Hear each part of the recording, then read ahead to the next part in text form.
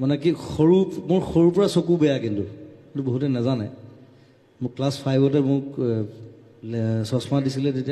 তেতিয়াই -4 তাৰপিছত গৈ গৈ গৈ -7 পালেগৈ সেইটো 7, 8 12 বছৰমান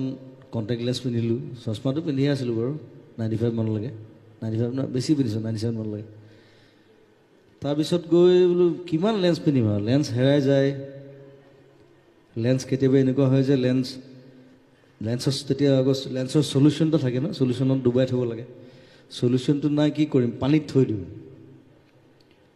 দুজনমান ফ্ৰেণ্ডে সেই পানীত থওঁতে গিলাচটো খাই দিয়ে ৰাতি চব পানীও খালে লেন্সো খালে ৰাতিপুৱা মই বিচাৰি ফুৰোঁ বোলে কি হ'ল ৰাতিপুৱা পানী খাই দিলোঁ নহয় বোলে গ'ল্ড লেন্স আৰু এতিয়া আজিকালি লেন্স চব দোকানত পায় চব হেৰিত তেতিয়া নাপায় কিন্তু তেতিয়া একদম পাণবজাৰ যাব লাগিব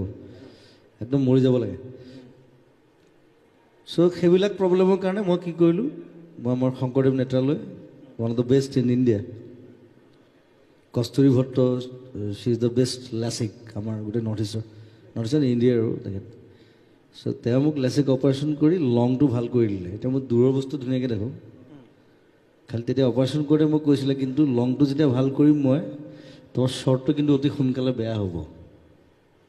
সেইটো হয় বোলে সেইটো আৰু তাৰমানে এতিয়া জুবিন গাৰ্গে টিভি চালে